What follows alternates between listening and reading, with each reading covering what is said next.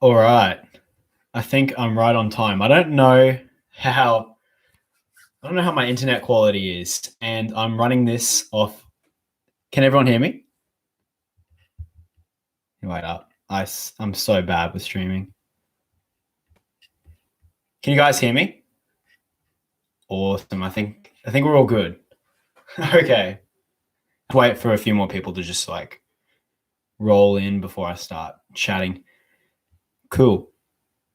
All right, yeah, sweet. Okay, it sounds like we're all good. Okay, and I've done an internet speed test, so I think I am running okay. I'm on like 25 megabytes per second. Australia's internet sucks. It's like so bad. So I'm kind of like, I don't know. I think a lot of other people have way, way better internet than me. But anyways, so I haven't done a live stream for like 2 months. Like it's been so long. So I started doing these quite often. And then I just I don't really know how to explain it. I just kind of got occupied with other things. So obviously, in between me making this live stream and making my last one, tons of stuff has happened. Like obviously in the world, there's so much stuff going on. And I'm going to try and stay away from all of that kind of stuff because I think that's already been mentioned and everything like that.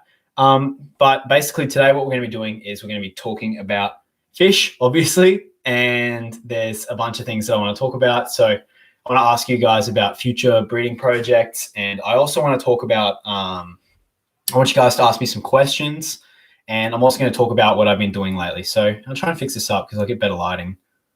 There we go. Yeah. Sorry, guys.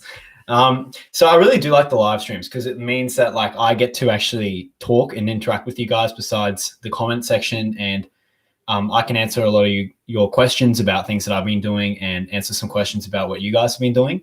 So feel free to ask anything. I'll try my best to like answer everyone's questions. I think it could get a bit tricky.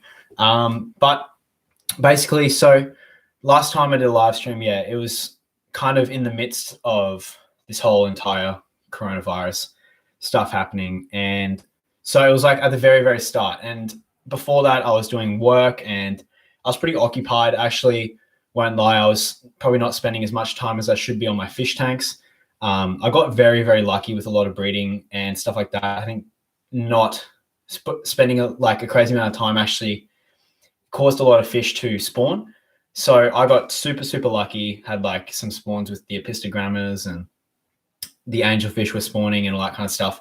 And basically the whole thing hit, everyone's stuck at home. And I thought, I'm just going to go like crazy on the YouTube videos. So I spent a lot of time learning different things. I spent time on like learning how to do little animations in my videos, and I've been practicing a lot of stuff.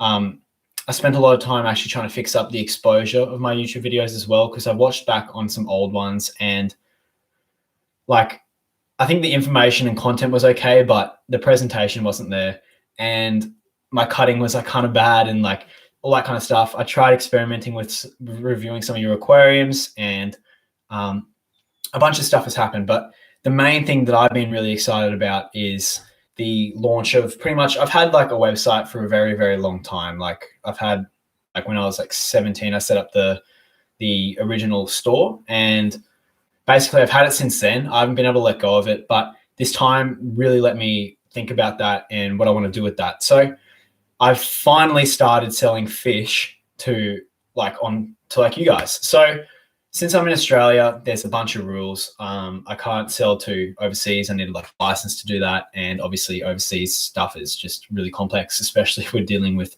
live things that need to be shipped within 3 days-ish.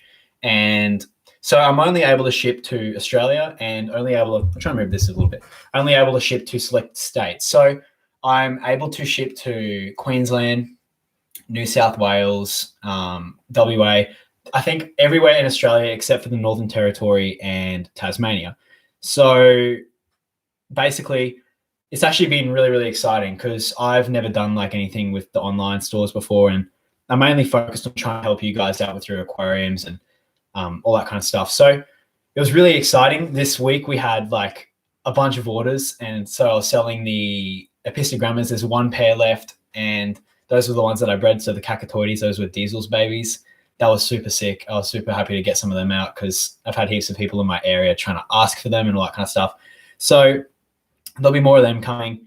I sold some bristlenose plecos, which are pretty common, but that's pretty cool. I sold a bunch of blue star endlers. So there's heaps of people people wanting them because I think people want them because they're super easy to take care of. And I think that the way mine look, I spent a lot of time trying to make sure that that gene line is like awesome.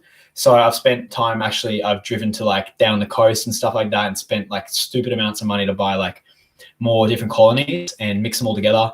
And I think I've developed a pretty strong bloodline. So all you people who are waiting on orders, if you guys are in here, the boxes are all like on my bed.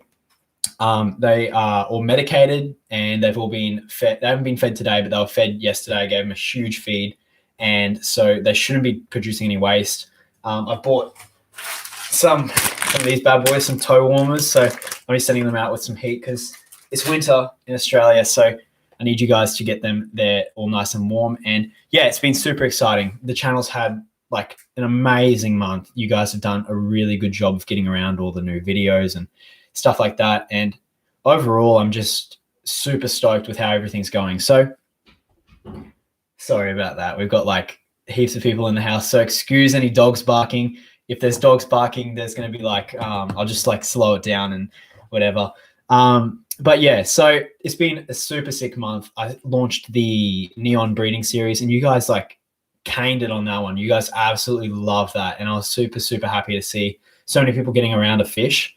I've done like breeding series in the past, but I put so much time and effort into making some of those videos. And I was super happy with how they turned out because I just enjoy watching them all. And it leaves me reference to know what I want to work on when I come back to a project and stuff like that. But it looked like I helped a lot of you guys out. So I might start with that because that's probably a hot topic on the channel now.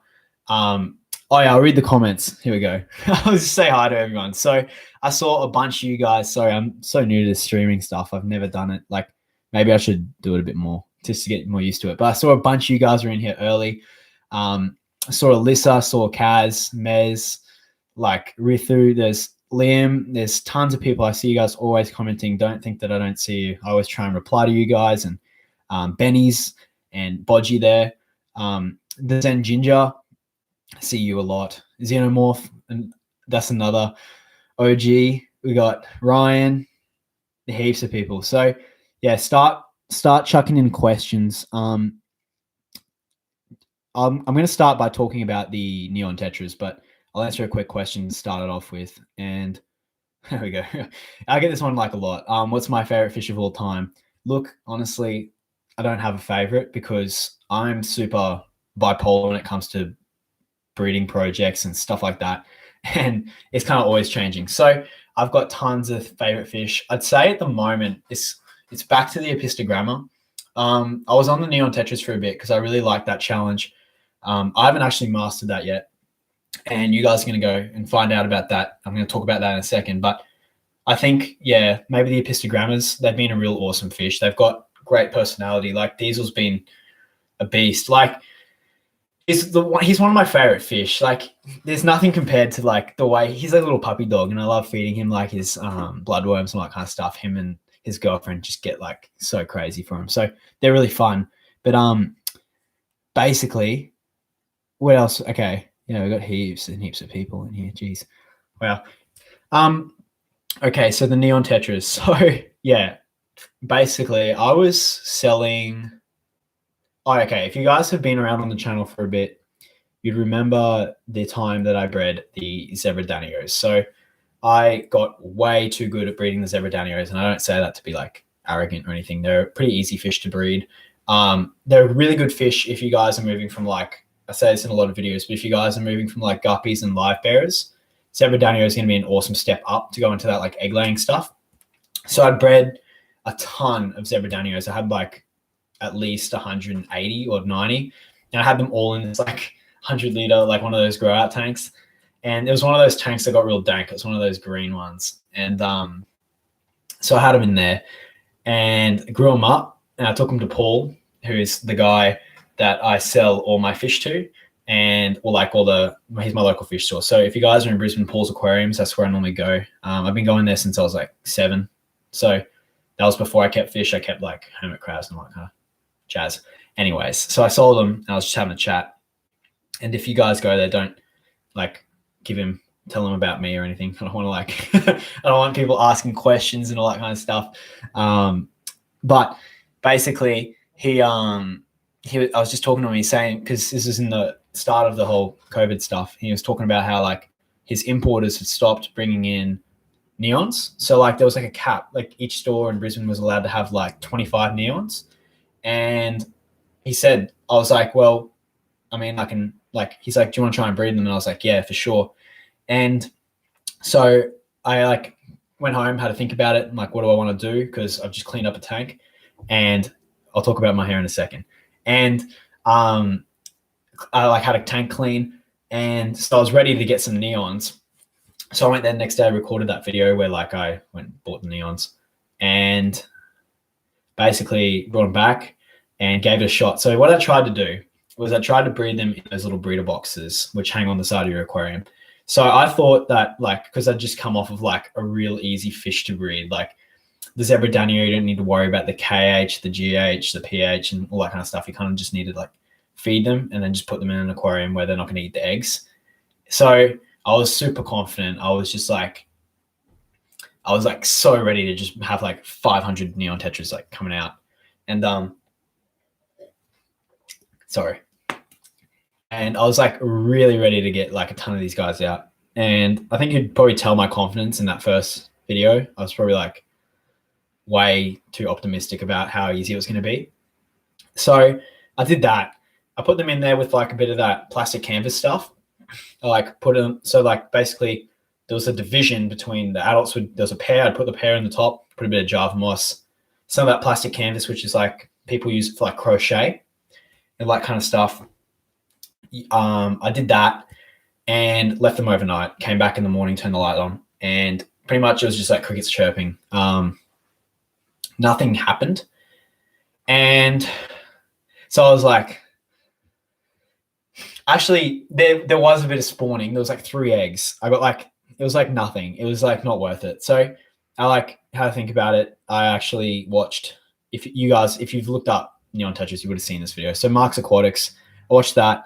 That was a really lengthy series and I enjoyed it. I like the way he talks and he's got an awesome channel. He's got really good info. And I always try and learn off the old people, and like, he's not an old guy, but he's a legend. And so his video taught me a lot. So the next approach was to use some peat moss. So I waited in a line at a hardware store because I were only allowed to have like a certain amount of people. I waited for like 50 minutes just to get a bag of peat moss. I spent like $6 on it. It was like a huge waste of time.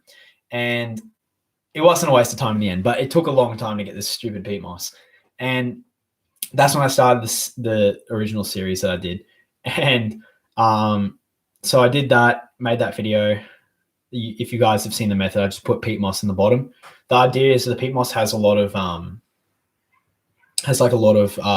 it lowers the pH because it releases a lot of tannin. And so I was like, okay, this is what we're going to do. We're going to mimic a rainy season. So a rainy season in the Amazon, what we're going to do? Soft water. It can't be hard. You've got to have a temperature drop and all that kind of stuff. And these guys are egg scatterers, so we need some moss, and basically created the exact same environment that Mark did in that video.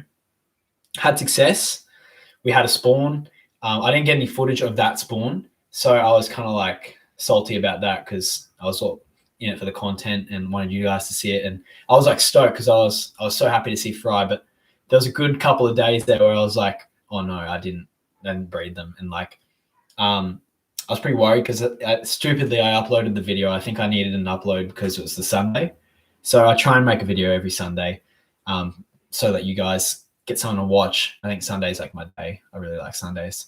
A lot of people don't like Sundays. I really do like them. New week. Anyway, so I uploaded that video and I was just sitting around. I was like, I haven't got any fry. And then finally I saw a few fry. It was like 3 days after.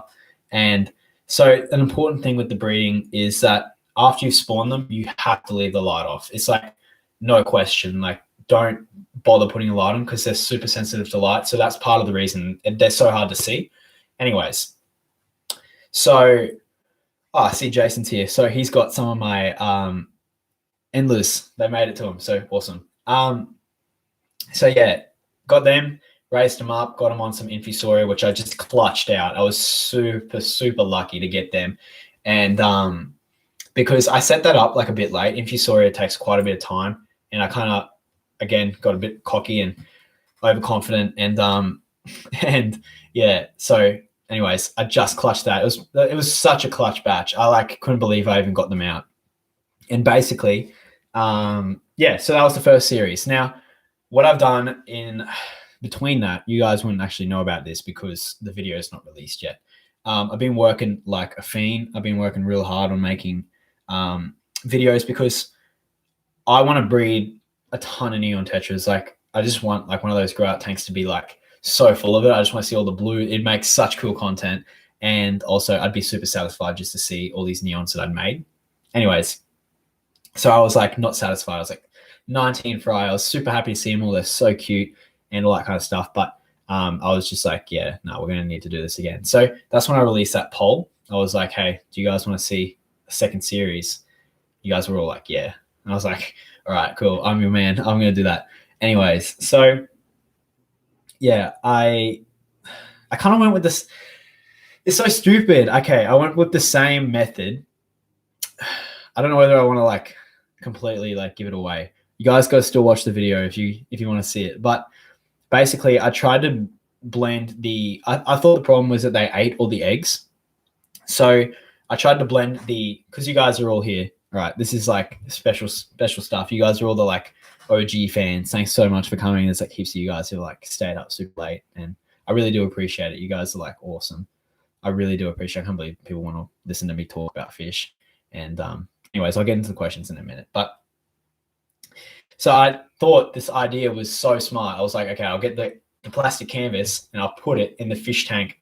And then I'll put peat moss, plastic canvas, a little gap between that, like water.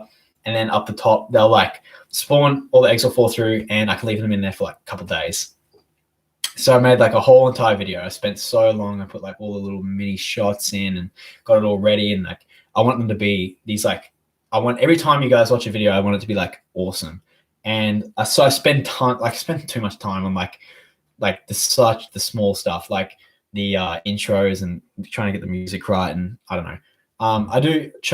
I put a lot of effort into them. And like, so I did this whole video, and again, we had the exact same thing happen. So I was like sitting there, I'm like, oh no, we got no fry. And I've made a video. And so that one's not released yet. But it turns out we got fry. We actually got less fry than we did the first time, but there's a whole entire video. So it's a like 20-minute long video, and that'll be going out like Tuesday or something like that. You guys will get to see that. I put a lot of effort into that one. And the reason I put that out is I would have just canned it and said, look, that's not going to work. But I think that everyone's got different water parameters. Like you guys would all have like completely different environments to what I have. And then I was like, okay, I'll just post it because I put like a disclaimer. I'll just post it because I want you guys to have that thought in your head of maybe trying that method, because I know for a fact that it'll work for some people. The reason it didn't work for me was the water conditions in my area kind of like too hard. So we're talking about an Amazon fish here. The neon tetra is from I can't remember what river it is. I need someone in the chat here to help me out. I can't remember what. It's on the top of my head. I think it starts with an N, whatever river they're from. The river is so soft. There's nothing in the water. There's no TDS. The pH is super low. And if you take Brisbane tap water, it's like literally like drinking like concrete because it's got so much stuff in it. And so I thought, so I talked to the local fish store guy, and it's been a long ass story. This has been a really, really long story. And I talked to the guy, and he's like, yeah, your hardness is too hard. So I was like, okay, I'm either going to have to go RO, which I haven't done yet, or I'm going to have to go rainwater. And I can't believe I didn't even know this. This is me being so silly again. And So I like went outside. I've had this huge like water tank outside for so long. Yes, the Amazon River, but it's like I don't remember what one it is. It's like I don't remember. And there's like this whole tank full of rainwater outside. Like it's been there forever. I didn't even know that we could use it. So I go get a cup of it, test it, and the pH is like 6, and the TDS is 0. And like, yeah, because it's tank water, there's always a risk of like, because there's like birds pooing on like my roof and stuff like that. There's always that risk. But like, it appears to be good. I tested it on some like dither fish, like I just had like some culls and stuff like that. So I was just like experimenting to make sure it's okay. And nothing happened. They're all healthy. So I decided to use that, and I haven't. It's been a hard project. So basically, I haven't even started that series yet. So basically, the way this is going to work is there's going to be that first series. I've completed the 3 videos on that. I'm just going to update you guys on the fry because I think that it'll be really cool to see how they grow. But so I've done that one. I've made this episode with the unsuccessful method for me, and which might be really useful for you. I really enjoyed that video. Like I've watched it a couple of times over and all that kind of stuff, and I'm really proud of that one. But then I'm going to try another method with softer water. I'm going to really I'm not going to bother with peat. I'm not going to bother with anything. It's going to be really soft rainwater and Java moss, and I should get a better yield because what's going to happen is, first of all, they're going to go into a perfect environment. They're going to go, hey, it's time to breed. And then the second thing is I'm going to get way better fertility because because basically they need like really acidic water to have like way better fertility. So we'll see how it goes, but that's basically what I'm up to with the neons. So far we've got like, I don't know how many fry, not many, not enough to make it worthwhile for a breeding, like for profit project. So on the profit side of things, super tricky and hard. I wouldn't recommend breeding this fish for profit at all. On the fun side of things, awesome. I've absolutely loved it. It's been a really good challenge, and it's really pushed me to like kind of experiment with different fish and try and do that kind of stuff. So it's been super fun. I hope you guys have enjoyed that series. I spent a long time thinking about it and trying to make it as good as I can. So anyways, I'm going to start reading some comments and see what's going on because there's a heap of people commenting and I don't want to like completely skip everyone. But here we go. Yeah, so we've got some people here who have bought some of the fish, and I really do appreciate that. I hope you guys are going to enjoy them. They're going out tomorrow morning. Like I said, I've got to get up at like 5:30. They're on the earliest shipment time so that they get there at least like they're going to get, hopefully they should get there by Tuesday Arvo. The latest I would think is going to be Wednesday. I really doubt it's going to be that late. But if anything goes bad or pear-shaped, the thing is, because I've shipped them on the Monday, they're not going to get stuck over a weekend. So it should be all good. But yeah, I think we're going to be okay. Yeah, okay. So my hair, I haven't cut my hair since that stream. So I went to Canada at the start of the year, right before all this nonsense happened. And sorry, here we go. My voice is taking a toll. And I haven't cut my hair since. So this is kind of like, you guys are mega like been like watching my like videos for a bit, you know about the mow. At the end of last year, I kind of like, I don't know why I did. I think with my friends, I was like, I'm going to grow a mow. And I had this like dirty mow. It's like, I think November I had it, but it was like a common thing to comment. It wasn't even like, if you were watching a video, it wasn't about the fish, it was about the mow. So yeah, it's the hair's kind of the same. I don't know whether I should cut it. Yeah. What else we got going on? Yeah, Orinoco River. So that's where I got it. Yeah, that's okay. So if you were here for the neon tetras are from the Orinoco River. That's what I think. So yeah, thanks, Jason. Yeah, what we got going on here? Yeah. So if you've got rainwater tanks, because Kaz is talking about rainwater tanks here. So basically, he's asking whether you should try and use it because the water hasn't been used for the 7 years I've lived at the house. So yeah, I'm pretty much in a similar situation. I kind of think of it like I'm not an expert on how water works, all that kind of stuff. I'm definitely not in a position to give you concrete advice here. My thought process behind using it was I was recommended against it because the dust coming on the roof, the KH would be high and there'd be tons of ammonia and stuff like that. So I was wary of that. I tested it. It looked okay from what I tested, but I think because it's been sitting there so long, I live in a pretty old house, and basically anything like I don't have like a collarbond roof or anything like that. I've got literally tile roof. So that means that like there's no contaminants going into the water that would have built up in there over time. So I'm pretty much safe with that. My thought process behind it was that I would have like, actually it'd be like a little bit of a fish tank in there, and there'd be bacteria, like a cycle of things going on in that tank, and that'd be kind of balancing it out. So that was my thought process behind it. And I've also been treating it with water conditioner. So if there is anything in there, it's just going to like break it down and I just get really soft RO water. So that's what I've been doing. But yeah, I mean, it's up to you. I just try it on maybe one tank. Don't put it in all of your tanks. And that's the best way to experiment with it. So yeah, but yeah. What else we got? Someone's in Alaska. Wow. Thank you for streaming. Yeah. I'm surprised so many people want to see it. Do I have any reptiles?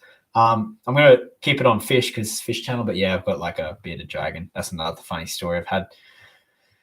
We had a little broken leg. We had a bad fall off of trying to catch a cricket, and that's been a huge thing going on. I've been treating with meds and all that kind of stuff. It's been super messy. So he's doing well. He's chilling. He's back on the log. He's walking on his foot again, but he got way too excited to go and eat a piece of I think it was a cricket he was chasing or something like that. Had a bad fall, and then it cost me like $400 to fix. So thanks, bro. Nah, it's all good. Yeah, that's part of being a pet owner. You got to be ready for all that kind of stuff. Oh my gosh, we got so many people. Wow, thanks so much, guys. Okay. Fish I ordered shipped Monday would have been. Oh yeah, those roadworks. Okay. So basically, I think it was a day ago, 2 days ago, I'm going to talk about some future things that I want to work on. So yeah, it's been funny because I'm still going to do the neons. I've still got to nail out a video series for you guys. I'm going to do a second one, like a proper series. I've got to get a method out for you guys to use and something that's going to work so that you don't get just like 17 fry. Luckily, I want you guys to be like guaranteed to get like a real good like number of fry and yield, and something that like is going to give you all the information and all that kind of stuff that you need to know. So I still got to do that. But we've got a few things. I put a poll up, and I think I suggested either doing the epistogrammas in detail, the Corydoras, and what was the third one? It was epistogrammas, Corydoras. I'll just check it because there was something else I had on the forefront. Oh, the dwarf neon rainbows. So those were the three things that I had in my mind.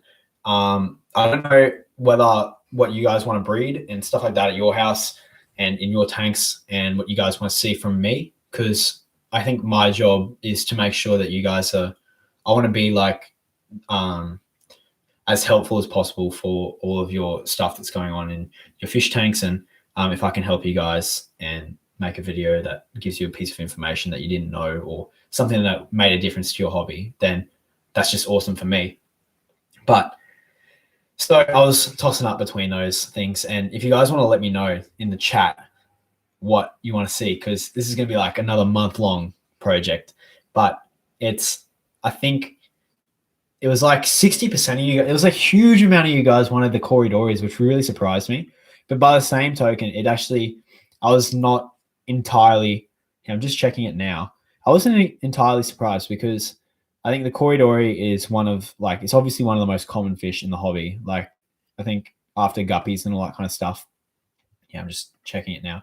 So after guppies and all that kind of stuff, it's super common.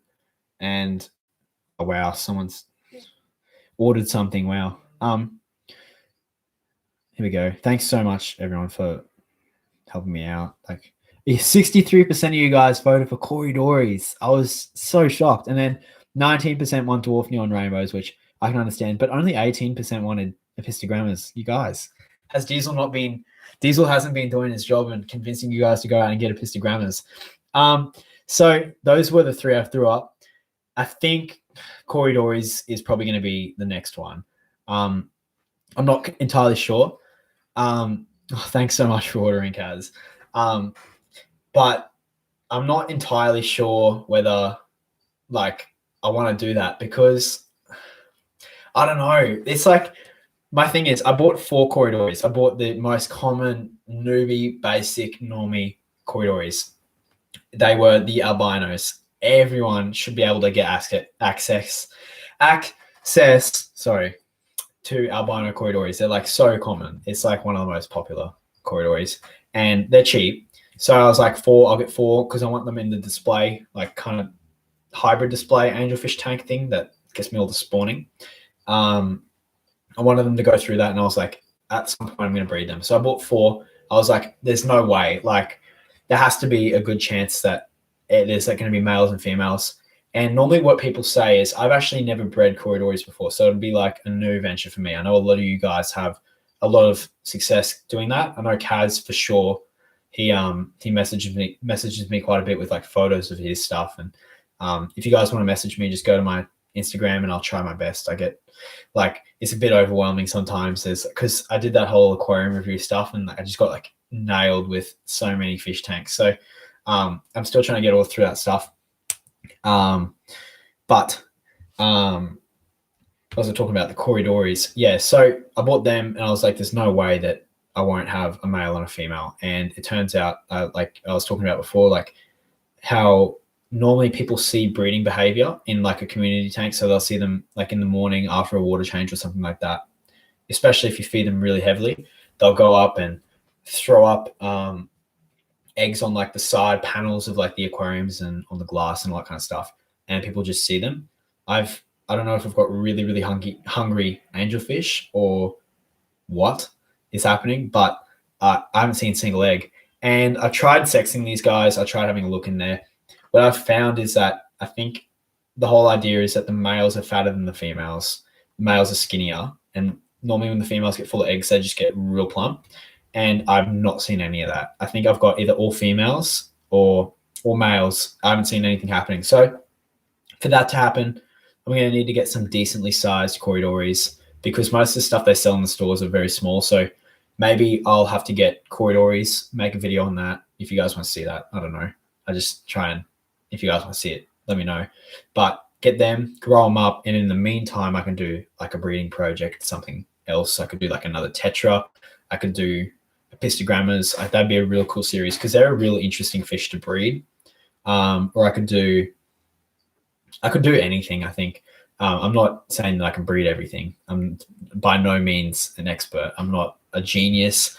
I'm another normal hobbyist that just happens to put silly fish videos up. So that's, I think, the moves forward. I think the chances of me doing the Corydoras, like they're all going to happen at some point. So I don't know what order I want them to happen. But if you guys keep letting me know, keep spamming whatever you want, like not in, I don't want to see like all the questions, but on the videos, just tell me what you want to see. And it makes making content really easy for me because I absolutely love like breeding fish and like not specific types of fish or anything like that. My actual, like, I just like having a fish and making more fish off of that, which could be so weird. I hope a lot of you guys get that feeling. It's like the new fish feeling. It's like when you open like, or when you get the bag, it's like the same feeling except like multiplied by like 100 sometimes because you get 100 new fish from like nothing and you don't pay anything for them. So it's a real fun process. It's like you get like this such a weird feeling. Like I can't describe the feeling of like when you go downstairs and you see neons spawn. Like it sounds so nerdy, but like it's so true. It's like so weird that you can have that happen in your house. There's no other animals that are that easy to do. So I mean, you can like have like, I don't know. It's a cool thing to have. So what else we got? Epistos. People want epistos. Emerald dwarf rasboras. There's still room for more tanks, dude. There's not. There's no way. Okay. I'm gonna like. This is like. Oh, you got 200 albino prisoners. Wow.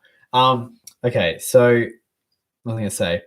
I'm basically at the moment, the plan. I've got plans going forward in the future, things that I want to do, like with YouTube and hopefully with importing fish and all that kind of stuff. And so those are like distant plans in my head and things that like you guys can probably expect. I'm always going to try and keep it wholesome and all that kind of stuff, and make like the videos as like nice as possible. And I want to have full control over all that kind of stuff. But I still I'm 19 years old. I like don't own a house or anything. I've spent like 2 years making fish videos and going to uni and stuff like that. And basically, I am underneath whatever my mom's going to let me get. And I've pushed the boundaries so far with the amount of tanks I'm allowed. So a lot of kids out there, and like I was one of those kids, they just like obsess over fish tanks. I'm super, super lucky that my mum lets me get that I was able to convince my mum to let me get a few more fish tanks just because you guys were watching my videos and I needed space to do more fish tanks. Sorry about the hats, by the way, guys. I got a weird room and like all the lights and all that kind of stuff. Anyways, I was so lucky that she let me get those tanks, those extra, like the 2 4-footers on the white stand and the other 2 grow up tanks, the 100-liter ones. So at the moment I have 8 tanks. I'm really pushing it there. I'm not allowed more. So the plan is hopefully at some point I want to like obviously move out of the nest, but I would like to get some kind of facility where I can put the fish tanks, and I want to like have like an area to like do all the breeding and stuff like that. But I also want to be able to bring stuff in, and there's a lot of fish. Like the thing with a fish store is people always say, I'm going to set up a fish store. I'm going to sell like the fish that you never see. And the thing is like the reason you never see them is because no one's buying them. So it's almost like contradicting what I want to achieve, but kind of want to bring in some cool stuff, be able to send it around Australia and like to wherever I'm allowed to. And that'd be really cool. Yeah, props to mum. Absolute. Love you. Thank you so much for letting me get fish tanks. And basically, yeah, set up a breeding warehouse kind of thing, like what Sarah said, and not really as much breeding, like breeding combined with importing, showing you guys a bunch of cool stuff, and it'd be cool. I think that's what I kind of want to do. I'm not too sure. I'm just going to continue to make the content that I like making, and hopefully you guys keep liking it. I don't know. As long as I can help you guys out. But yeah, props to mum. Who else out there has like, it's maybe I should make a whole entire video on it. I know that this is only going to apply to a few people, but I could make like a kind of combo video. It's how do I convince someone to let me get a fish tank? There's the kids who I was recently one of them. Hey, mum, can I have a fish tank? No. It's like, so there's those people that like need to convince their mum, which I'm probably going to get in so much trouble if I make a video like that. And then the people who are like, hey, to my wife, I need to get a fish tank. And the wife's like, no way. So I don't know. Maybe that could be a cool video. If I have any tips, I think you need to like come from a side of like understanding, because like because our dogs have like a 15-year commitment. Oh, we go. Wait up. I think we've got bad internet. Wait up. Okay, I think I'm back. Sorry about the internet. This is how organic it's going to get. Sorry. There's the people like pets, like dogs and stuff. That's a big commitment. That's like up to 15 years, even more, sometimes less. And that's like something that you have to consider when you buy a pet. So that's why a lot of parents go, hey, no dogs. Like, but fish, on the other hand, most fish only live up to 10 years. Like the neon tetras at most live about 10 years.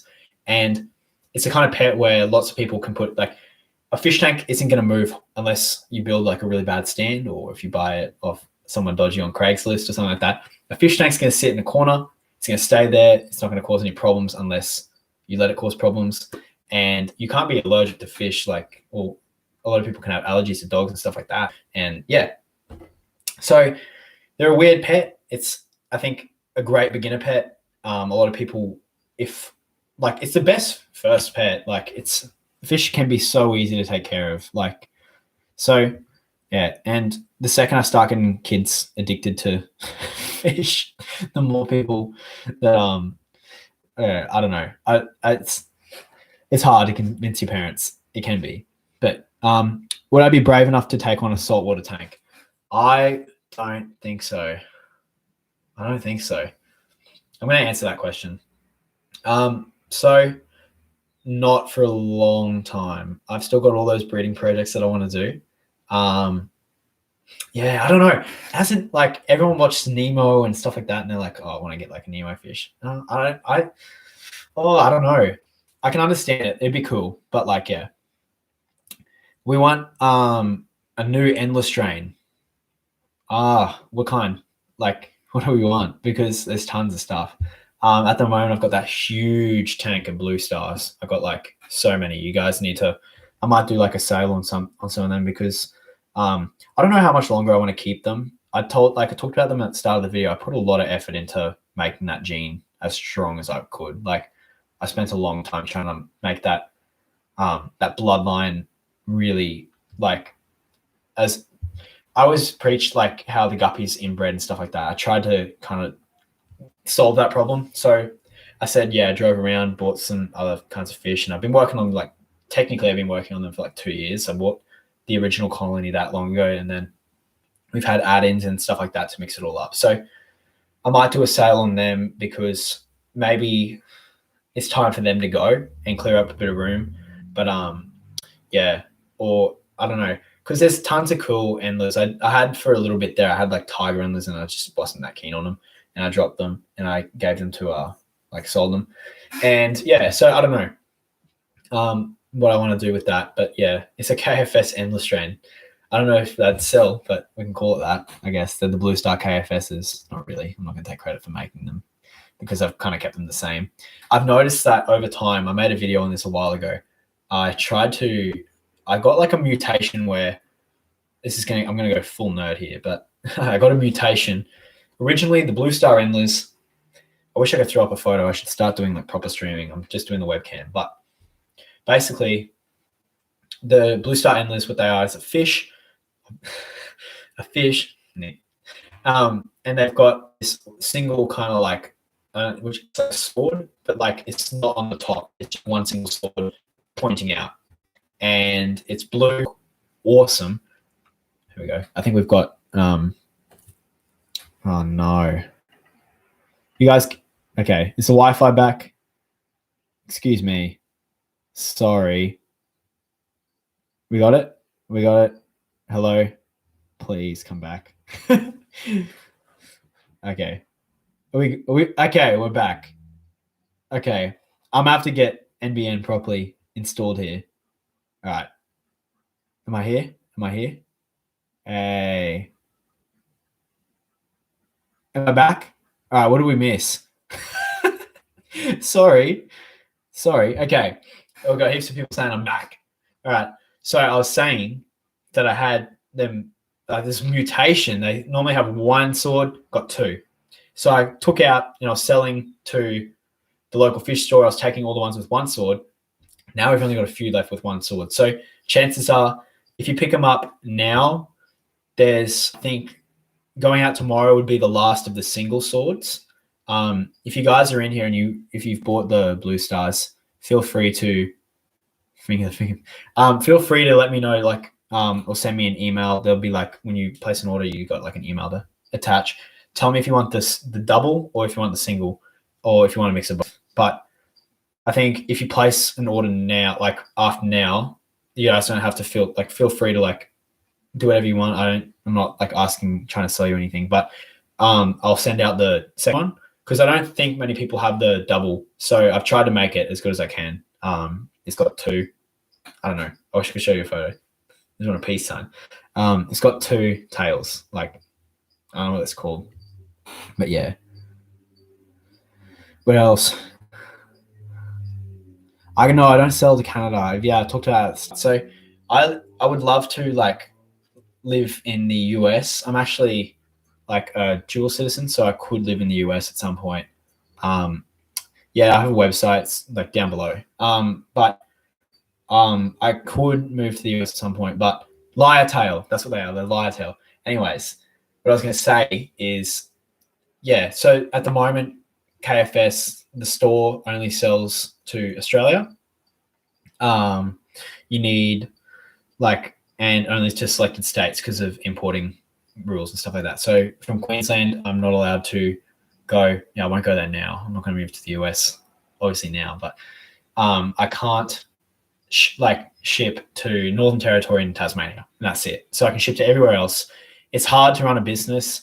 I shouldn't say that because it's not like much of a business yet, but it's definitely more of a challenge when you have 20 million people, and I don't know how many people in Australia are into aquariums, and so it's definitely a challenge compared to 300 whatever million in the US. So yeah, it can be a bit tricky.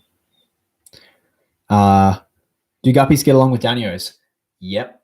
Yeah. I can find that sometimes like guppies, because they've got that long fin, like those beautiful colors and all that kind of stuff, and they're quite slow. The danios get around and can outcompete them for food. And they can like nip at fins, and you can have all kinds of problems with that kind of stuff. But normally, if you keep them fed, put heaps of hiding spaces in the tanks, you're normally all good. If I saw any nipping and stuff like that, I'd take them out if I could. But I think you'll be all right, because normally what happens is if you buy like danios from a store, they're normally not old, so they're quite young. They're like juvies, and they're going to get raised up with the guppies, and it'll be all right. So that's my recommendation.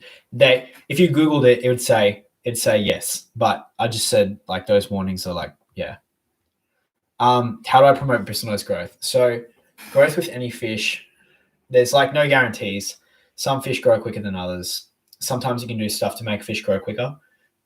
Sometimes fish are just going to grow at the speed they're going to grow. Bristlenose are one of those fish, because they're a catfish.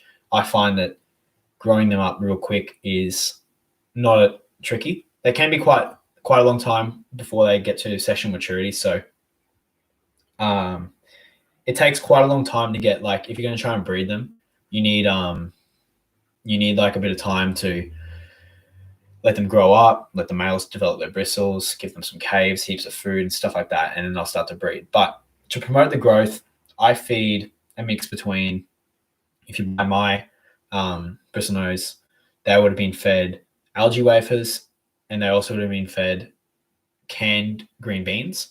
So I feed them that like frequently. If you want to get them to grow quick, feed them heaps of it. Don't like overfeed it, because you'll just like absolutely kill the tank. But if you feed it like a good amount, feed it regularly, and do lots of water changes. So if you like, I know everyone's got a life to live. Not everyone can clean their fish tanks daily. I can understand that. But if you have like the time to do it, daily water change they're going to really thank you for it.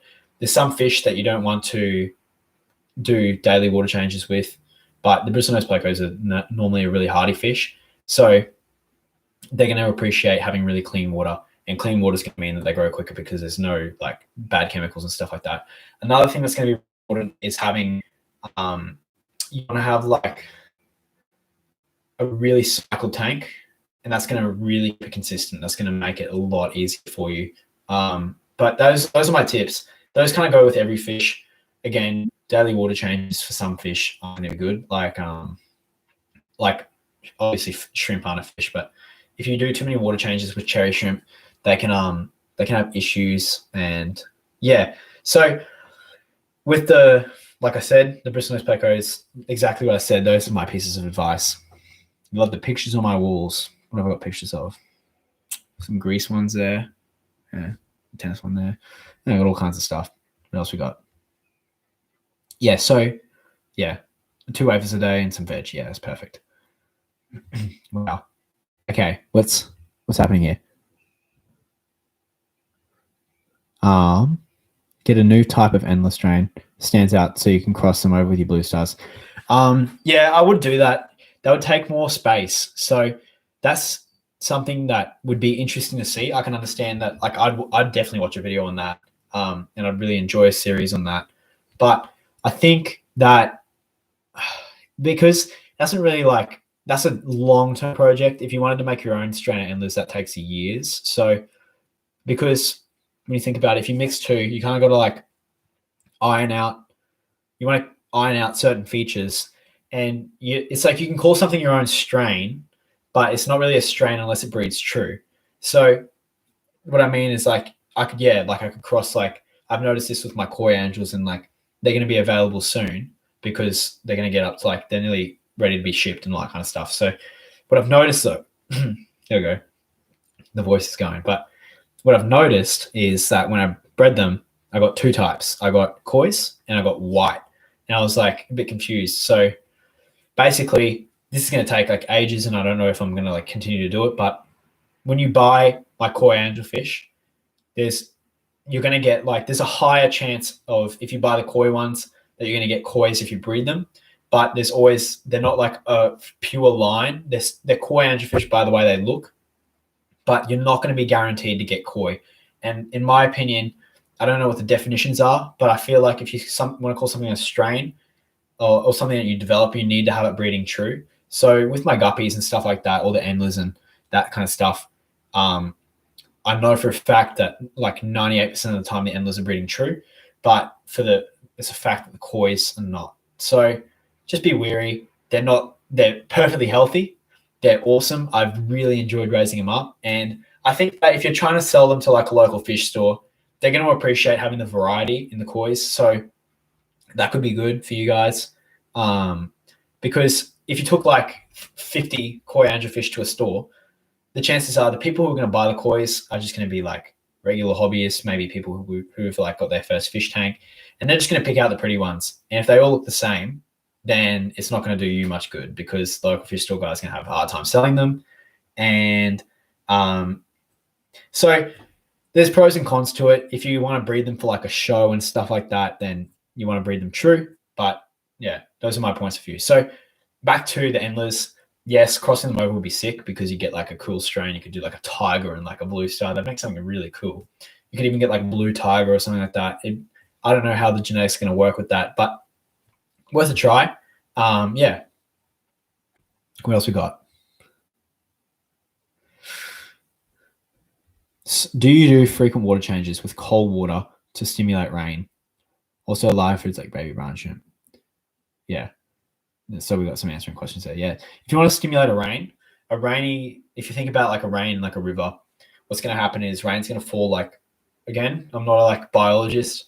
This is the thought process in my little head. I try and imagine it. So if you have rain, it's going to pour like everywhere on like the land. It's going to come into a river eventually, and it's going to take a bunch of that like sediment in. So basically what you want it to be is cold because the rain's going to fall from the sky, which is going to make it cold. It's going to cool down the river really quickly. And I think sometimes tannin helps because of all that, like it's going to wash over logs and stuff like that and release a bunch of tannin. That's how you might get a better rain season as well. You want to make it like really soft because the pH is going to get lowered because of all the like logs and stuff like that, which it's running over. And yeah, so I don't think the cold water is much of a factor in a fish tank because if I put cold water in a fish tank, it's going to be warm again in 30 minutes because it's such a small body of water. I think I wouldn't purposely add like 13-degree water or like if you're in the US, like 60-degree water. I think those are the right numbers. I don't know. I wouldn't be doing that, but I would just be adding tap water and really focus on the parameters. So the pH, if you really want it to be like a rain, like for those Amazonian fish, and the KH and the GH need to be much lower. And that's what I would try and do. That's like what I try and achieve when I do like a rain. So yeah, what else we got? Do a better breeding series. Yeah, I'm going to do that at some point. Things with Bettas, I need to have a way to sell them because if I get good at breeding Bettas, which I hopefully do, I don't want to make a video if I'm not good at doing it.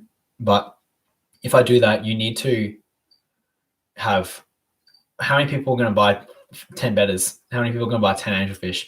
People are going to buy one Betta. So you need to have a way to sell each Betta that you raise. And that's the challenge. So I think breeding Bettas is fairly straightforward. It's a complicated fish. I'm not going to lie. I think I'd be able to do it, but I don't know that for sure I'd be able to sell them all. And you get weird looking Bettas. You can get like stuff that aren't desirable for people. And I'm the kind of guy who would take in an ugly Betta, but the market's a weird place. And sometimes, yeah. So yeah, you literally, and the thing is too, once you raise Bettas, you need like, if you've got males and they get too big, they're going to start killing each other. So you need like individual tanks. I've only got 8 tanks. So that's been the challenge. If I can like guarantee and like agree on something with a local fish store and say like, hey, if I had 200 Bettas, would you be interested? Or if like I knew that if I put them on the store and like, see, the thing is I'd have to individually list them, and then like, because I want you guys to get exactly what you wanted, I'd have to find a way to sell them before I could breed them, and yeah, it'd be tricky. So yeah, I don't know. That's a thing you have to consider too with fish. You don't want to just breed a ton of fish, but then like not have a way to sell them, because you walk into a whole world of problems if you've got like the danios could be a huge problem if you had like 10,000 danios, and like not like you can't even sell 10,000 danios in like a country. So like, you know what I mean? But yeah, this has been an awesome stream. You guys have done a really good job of coming in and leaving some feedback, and yeah, suggestions for fish in a 27 liter cube tank. Depends what you want. 27 liters. What's that? 10? No, it's not even. It's like 5 gallons. What do I do?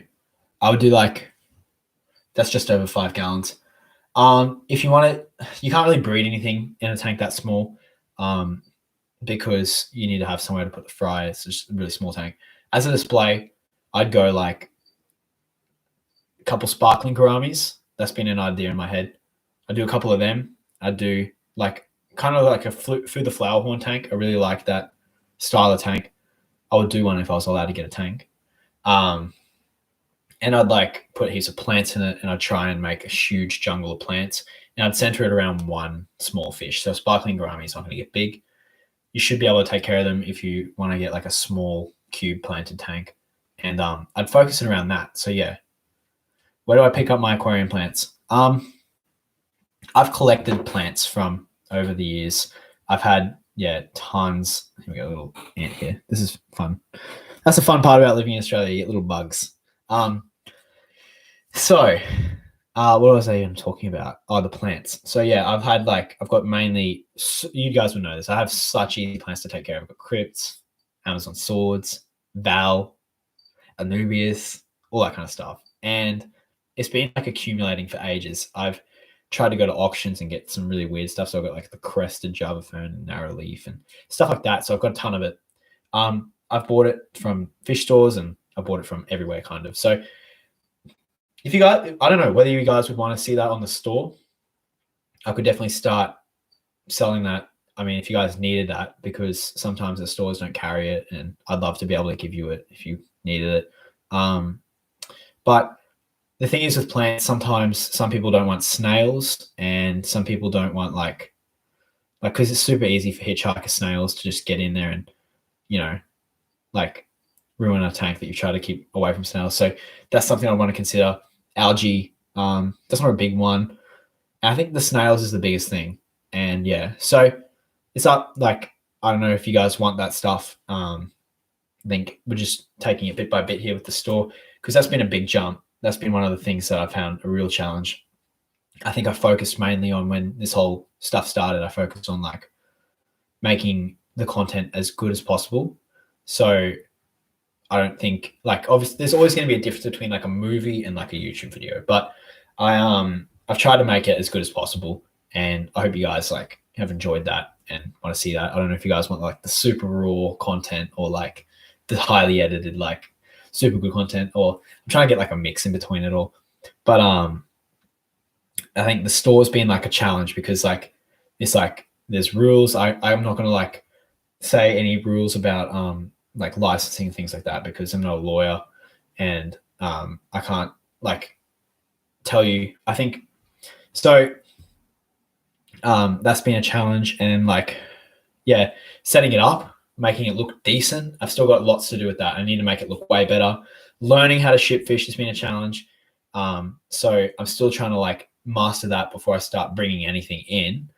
And yeah, it's been a mega thing. So just chipping away at it slowly, trying to like, add things here and there. So if you guys want to plant, I could definitely help you all out with that. And that's what I want to do. Just want to help you guys out. So look at us. My Java phone turning black and yellow. So even though you're adding fertilizer and right amount of light, Java ferns are a funny little plant. Sometimes the best thing is to not worry because Java ferns are a really slow growing plant. It could be melting. It could be doing whatever. There's a disease. I can't remember it off the top of my head. There's a disease that goes around with the Java fern. I haven't got it. I'm super conscious of not getting it. And that's why I don't bring anyone else's water in or stuff like that. But you got to be careful. So it could be that, or I'd be trying to just focus on giving it the light and I wouldn't be fertilizing it because sometimes you can kill it by overnutrition and that can be a problem. So Java ferns are normally a really sturdy plant. I wouldn't write it off just yet, but I'd just keep it in there. I'll give it some time. Don't fiddle with it and let it grow and you should do okay.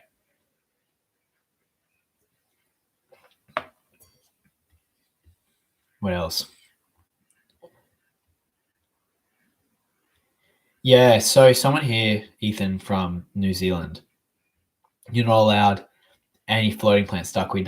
Yeah. So if you guys live in the US, you guys, if you're an aquarium keeper, are some of the luckiest people in the world. It is so easy from what I've seen and the stuff you can get. I know that like a lot of you guys can't get arowanas and stuff like that, but you're importing stuff and the rules you're allowed on wildlife and all that kind of stuff are so much more lenient than what we have over in Australia. Like, I find that like, I'm just saying this as a joke. This isn't meant to offend anyone, but if you're trying to smuggle drugs into the country and you had like, or if you had like a banana as well with you, they get more mad about the banana than they would about the drugs. Like, they take the biosecurity really serious here. So like you're not allowed to get dwarf sag here. Like you can't get anything. And it's like, it's serious. Like you're not allowed to get like a lot of stuff. So floating plants are a big one because you can imagine like one little piece of frog bit or something just like hitting like a lake and then 10 days, the whole thing's covered. So, and that would take light from the like plants in the lake. And so I can understand it. I think it takes one irresponsible person to ruin that for everyone. So if we were allowed it, it would be like, it'd just take one idiot to like take all that stuff to a lake and then ruin it for everyone. So, yeah. What else we got? Do you keep a tank with just snails and plants? No, nah, you can do that. But like the thing is the fish help it out too. They cycle it and they produce waste and they eat and stuff like that. And it really does help the plants out. So they kind of work like an ecosystem in like a little glass box. So it depends what you want. If you want to just focus on the plants, that's up to you. But honestly, we'll just add like a little Betta or something to like a planted tank and they'll love it. Green jade near Corydoras if I come to Sydney. Trying to tempt me. Maybe I'll come. So what else can I talk about today? Yeah, so like I said at the start of the stream, yeah, quarantine, I think I made like, I don't know what the real number is. I made like 30 videos. And the main reason I like used to make weekly videos. I'm definitely keeping it weekly at the moment. I'm not guaranteeing that I'm going to continue to do like it's been like every 2 days I've dropped a video. I can't guarantee, like I'm going to try and continue that because it looks like a lot of you guys are enjoying it. I did that to test out whether you guys would actually want to see that many videos, because sometimes what happens is like YouTubers and stuff like that, and I wouldn't consider myself to be like a fish tuber or a YouTuber or whatever, because like, I don't know. But basically the thing is, like, heaps of people can like make weekly, for like a week they'll make daily videos, and they can tire out an audience before they tire out themselves. Like, people get sick of watching a video. They need like space in between, because it's like, if you like, you know what I mean? I don't know if I'm explaining that as well as I wanted to. So I kind of tested it out. It looked like at the start, I think a lot of you guys were a bit overwhelmed, because I started up new stuff, and like the reviews and all that kind of stuff, all those videos. Yeah, no, okay, well, I'll talk about it in a second. But so like I didn't want to just spam you guys with content. I wanted to test my abilities to make content and like test my working, because like I'm a hard worker, I'd consider myself to be. I think that's a little bit arrogant to say, but I do work hard on things that I love, and I love keeping fish and making those videos. So I went like berserk, posted heaps, and at the start, yeah, you guys were kind of like, I don't know if you were into it or not, and it looks like now you guys are really enjoying it, and I have a lot of people coming and getting ready for like more videos, and like it'll be a couple of days and people start guessing what's happened to me, and so it's really cool. I'm not like overworked, or I'm enjoying it. Yeah, but if you guys have watched a lot of the videos, you guys would see, first of all, lots of cuts. I don't know what I think about that yet. I like doing the cuts because, as you can see, like when I speak, a lot of the informational videos, I want them to be like congruent and fluent. So I want you guys to be able to watch them all, and try and quickly absorb the information, because I don't want to waste too much of your time. I want to keep it simple. So that's what I do. But the other thing is like that Apple shirt. Sometimes I do batch record, and when I batch record, it's at most 2 videos, and I'll do them in a night. I just happen to, because I've got like kind of a weird weekly routine. I want to say it's a weekly routine, but it always happens that the time that shirt's been washed since the last time I recorded, I'm wearing it. Like it's the same with what shirt have I got on now? Great. I've got a Budweiser shirt on. I wear this one quite a bit. I've got my hoodie on finally. It's cold enough in Brisbane to wear a hoodie now, but yeah, so like, I don't know. I've like kind of, yeah, I don't know. It's that one. It's the Apple shirt. What else have I got? There's a few more common shirts that I wear. Oh, the Average Joe's shirt. I love that shirt. That's a funny one. Yeah. So, yeah. What do I got? Am I a fan of Boo the Flower Horn? Of course. Oh no, I'm a fan of Flower Horn. Okay, that's a big mistake. Sorry, mate.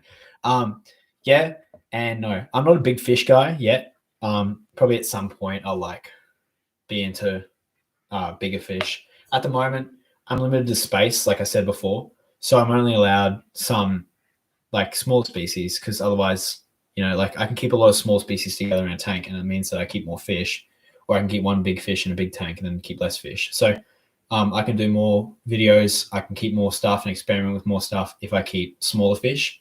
But if at some point, like if you guys continue to like enjoy the videos and all that kind of stuff, and like I can hopefully grow like into having my own kind of style of like a warehouse or something like that, where I can just put like a bunch of tanks and do videos and like, you know, sell it all and stuff like that, and help you guys out.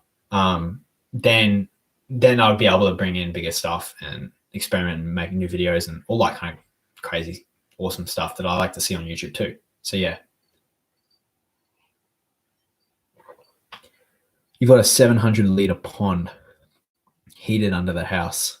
You don't need to buy any heating for your house now. Yeah, because Kaz just said, who I see you commenting on my videos all the time, bro. Thank you so much. But he wasn't a bigger fish until he fell in love with himself in Plecos. Now I'm looking to make a huge 7. Oh, you haven't made it yet? Okay, yeah, but if you do make that, not yet. But if you do make that, that's gonna be nice in the winter, but in the summer, man, that's gonna suck. No, joking. That should be really cool. You should definitely make YouTube videos on that. A lot of people would want to see that. And that's the thing. I always say, like, too, like me making YouTube videos started with, like, I don't know, if you go way back to the start of the channel, it was like, I don't know, just posted like a video of my fish tank because I just wanted to see. And I encourage a lot of people to just try.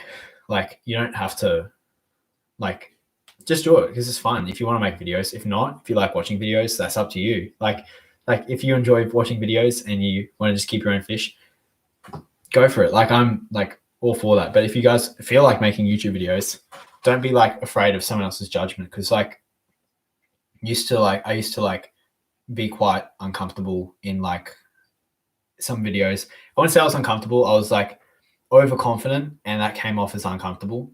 So like I'd be like nervous to make a video because it's weird like having a camera here and you're just talking to no one really. You're just playing air. I'm doing it right now, but you're all here and I'm talking to you now, so it's a bit different. But like that's a weird thing to get your head around.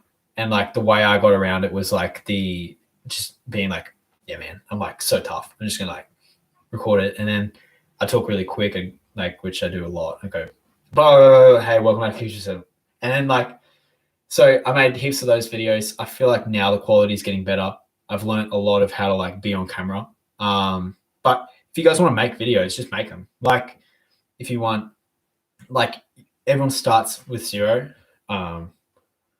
And yeah, no, just have a go at it. Because like if you like people want to see your fish tanks. Like I know that there's heaps of people who like are watching this stream. There's like I would love to go and see what you've got in your tanks and what you're breeding. Like it like lets me have the feeling that I have when I breed a fish, but like with you, like with seeing without having to buy them, you know what I mean? So just do it. I used to, when I had like heaps and heaps of time when I was way younger, I'd just binge YouTube videos after school. I'd come home and just watch fish, anything fish related. I'd just watch it. I didn't care if it was edited, if it was raw. I used to watch like, people just literally would record it with like, and back then it was like iPhone 5, so it's just like barely 720p video of like an epistogrammer or something, and I'd just be like obsessed with it. So yeah. What else we got? This has been a long stream. I normally tire myself out pretty quick because I'm like busting with energy normally. I'm like, bah. And I just use it all up real quick, like a sprint. So I'm not great at at doing long streams. Kind of suck at it. But this has been a long one, and you guys are really backing me here. So thank you so much for watching. I do really appreciate it. We've got heaps more stuff that we can talk about. What's my biggest struggles with the aquarium hobby? I think there's like, obviously everyone deals with dead fish. That's something you got to get your head around. You've got to do your best job to make sure that the fish, obviously, you got to keep everything out of your control. Like everything in your control, that's like your responsibility. So it's hard to see like if there's fish that you've been breeding and like sometimes everyone makes mistakes, but like that's a struggle with keeping fish, is that like you kill fish sometimes. Like you don't mean it. Like obviously you wouldn't just like kill a fish, but that's something hard and people don't understand that. You gotta deal with that. So that can be tricky, but that's probably the biggest challenge. So like I'll be honest, and like I'm always going to be like transparent with you guys and make sure you guys know that every time I try and say something, I'm not going to try and answer a question.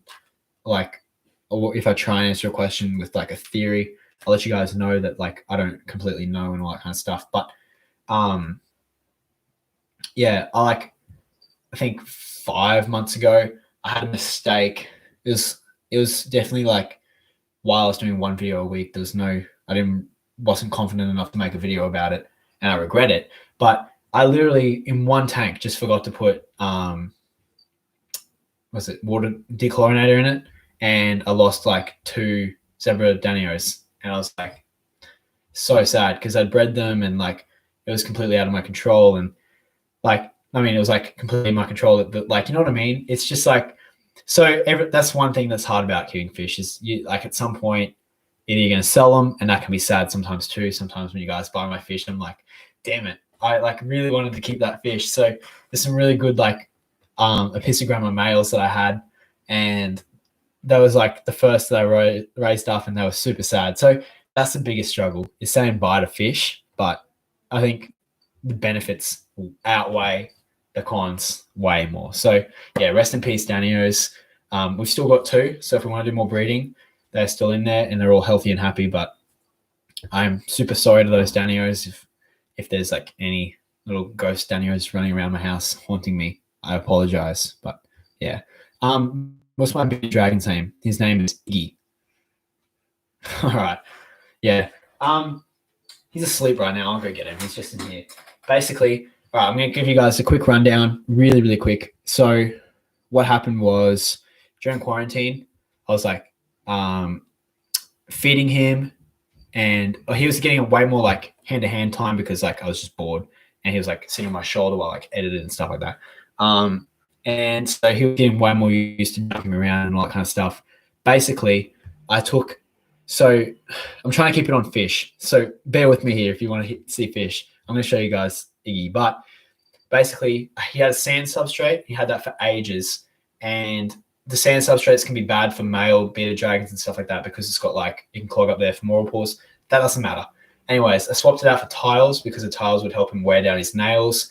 And I thought that then he wouldn't have any problem with infections, impactions, and stuff like that.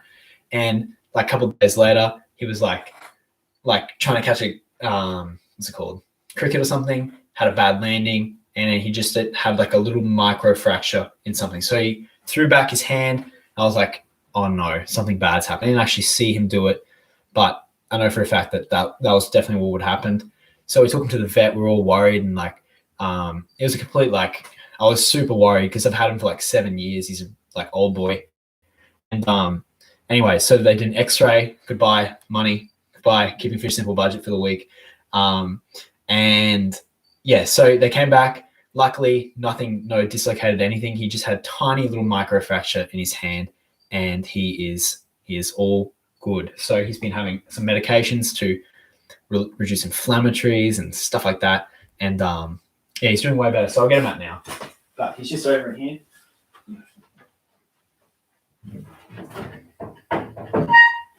Oh man, come on.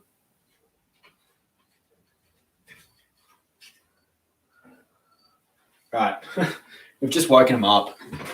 He's asleep, so he's gonna have to go back on his log. He looks so tired. Yeah, so this is Iggy. We're still a fish channel. If you've just joined here, we're still a fish channel. We're not a reptile channel yet, but it was this hand here. So I don't know how well. It's like pretty hard to see him because I've still got the bad FaceTime ID. But yeah, he's a bit like cold, so he's probably like hanging on me. So basically, it's this little hand here. We've been taking care of that and making. He's not happy that I took him out because he was. Would you be happy if I came to your bed and just ripped you out? But just to show 33 people on YouTube. But he so it was this hand that he hurt. It's all good now. Like it's getting heaps better. He's going to probably have a checkup in like a couple of weeks' time just to make sure it's all going good and it's not like another issue.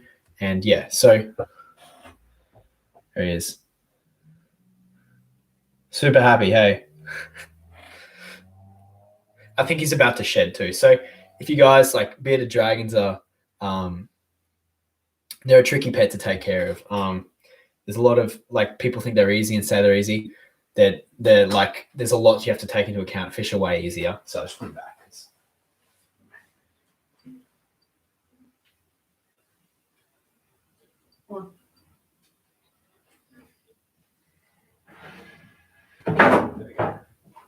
There we go. So you can just go back to bed. But now you know what you see. Now you know I've got a little bit of dragon. So yeah. Here we go. What else we got? We've got some stuff going on now. What else? Yeah, he looks grumpy, but it is adorable.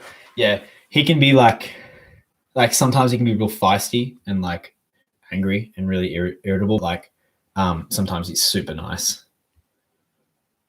Here we go. What else we got? I've been thinking of setting up a shrimp tank. If you guys want to ask me questions about anything, just drop them in. I haven't got none of the supplies. What tank size should I start with? A 5.5 or a 10 gallon? So Ruben, I'd probably go with a 10 because you're going to get more space to breed them. You're also going to get, yeah, actually, sorry, by the way, I had one glass. I got 2 glasses because I knew my voice was going to get tired for water. So yeah, breeding is bigger is definitely better, Ethan. The reason I say that is because you want, like, if you're going to make a mistake in a 5-gallon tank, you don't have as much like lenience. Like, if there's a bigger body of water if you've got a 10-gallon, so you got a way better chance at like if you make a mistake, you got just a tiny bit more lenience, and you're also gonna have more space, so you don't have to, like, the ammonia cycle is gonna be different, especially at the start if you add the same amount of shrimp to a 5-gallon as a 10-gallon. So those are some things to think about. I would go for the 10-gallon because it's going to take up literally the same amount of space, and I'd rather have a 10-gallon. I feel like 10-gallon is like kind of the minimum that I would go with any tank. Normally I say like a 20, but like, I don't know. If I had the option, I'd definitely go 10. Yeah, stability is key with the shrimp. You don't want to like have any shocking. That's why I say the boys are getting tired. That's why I say you want to like you want to make sure that when you do a water change, it's like super consistent, and you don't want to do a crazy amount. What fishTubers do I watch?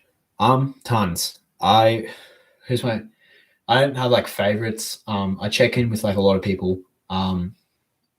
Because like sometimes the best thing, if you are struggling, like, it sounds silly to say like you're being creative when you're making, like, coming up with fish video ideas, but you definitely are.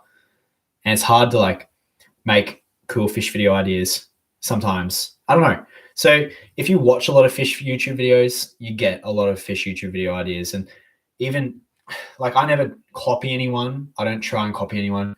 I like, but I definitely do sometimes like accidentally bring in a trait from a video that I've watched. And like, if you do anything creative, if you look and listen to a ton of music and you try and make music, the chances are like you're going to make music that sounds like the music you listen to. And that's just how it is.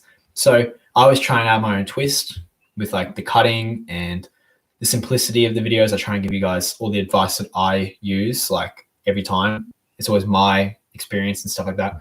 So yeah, I don't know. But like, I definitely watch, I don't watch a lot of the people who make like the videos where they just like buy fish. Because I'm not like into those kinds of videos. I find them too like high stimulating. I like the really organic kind of like phone videos. I watch Mark's Aquatics sometimes, and because I like his breeding projects, and yeah, like all kinds of people. The main ones, I watch heaps of Aquarium Co-op, obviously, and all that kind of stuff. So yeah, but like, I'm not like I just watch whatever I want. Like, if there's a cool video by some like guy who's got like no subs, I don't care. I'll just watch it. Like, it's whatever. What are some fish stores in Brizzy? I would say like, I go to Pool Aquariums. That's where I go normally. Yeah. So, but like, yeah. What else we got? What Endlers and Guppies have you kept so far? So mainly, that was actually how I started this channel, was the Guppies. So if you guys are some like old watchers and viewers, you'd know about like the original Guppy videos. So I used to just like, because I'd breed them for a little bit of profit and try and like, I wanted as much variety as possible because, like I was talking about before, all right, see you guys who are leaving. Thanks so much for staying on for this long. But like I was saying before, the pet store doesn't want to have like a million of the same fish, because a lot of the people who buy from a fish store aren't like crazy breeders like I am. And basically, you want to have like heaps of variety for them to choose from, because they're just going to want to have a tank full of color. That's it. And like, the kids love them. So I was just breeding heaps of guppies for like the assorted kinds, and I was just breeding a ton of them. And I was just like selling them for like a little bit. And yeah, so that's what I was doing. And then I got into endlers. I kept black bars. I kept the blue stars. I got the blue stars. I've done tigers. I've done like a tiger endler that was a bit different. I actually didn't end up bothering getting any fry. I moved them quick because I wanted to get onto something else. So I was kind of sad that I did that. I kind of wish I would have had those to do, but I don't have enough space. So had them. I missed out on chili endlers at an auction by like $1 because I was like, didn't want to pay the extra dollar, but I think the guy would have kept bidding. I don't know. So I've kept a bunch of little guppies. I haven't done, and I've done tuxedo guppies that I bought in an auction as well. I buy most of my stuff from auctions, like, because I just like see it and I'm like, I can get it for like a bargain. I don't know. I like doing that, but that's what I do. What else?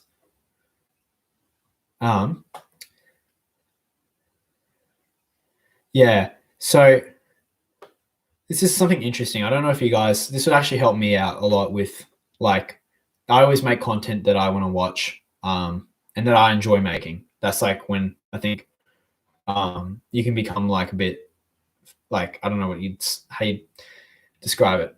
I don't have a problem with people making videos. Like people make YouTube videos for a living and they need to get views. And some people like make certain kinds of videos that obviously you can sometimes tell like they're not like completely them.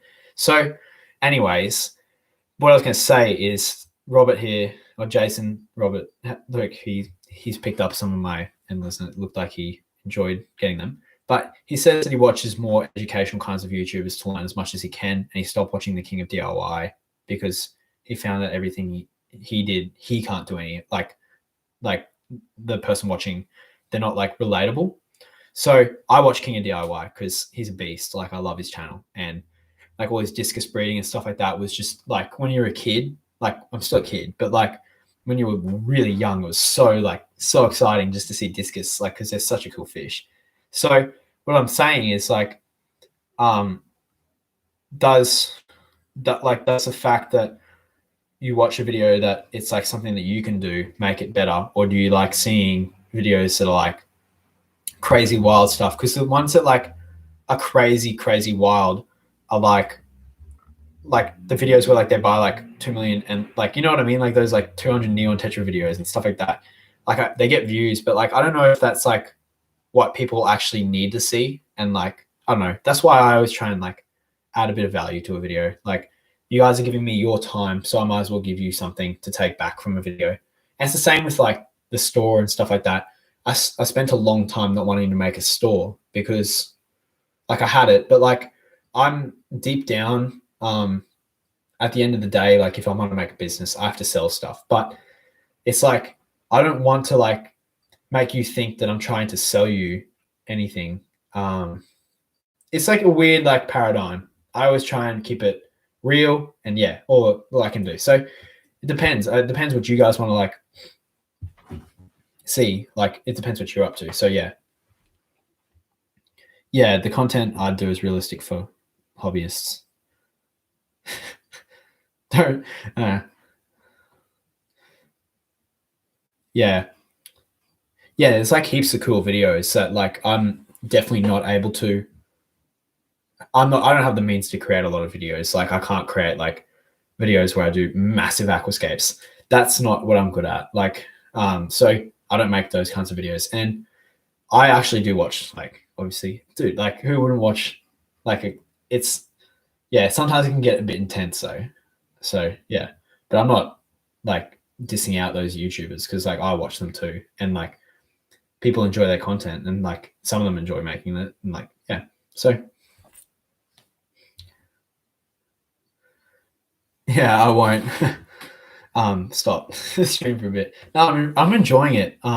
This is giving me like it's like interesting because it's always just me talking to like a camera and then like yeah, I get to talk to you in the comments, but it's not the same as like if you get to actually, I mean we can't like see each other one on one, but like it means that I get to like actually ask you questions real time and you guys can it's like cool. We're like chilling. So yeah, this is good. It's giving me like an outlet for like yeah.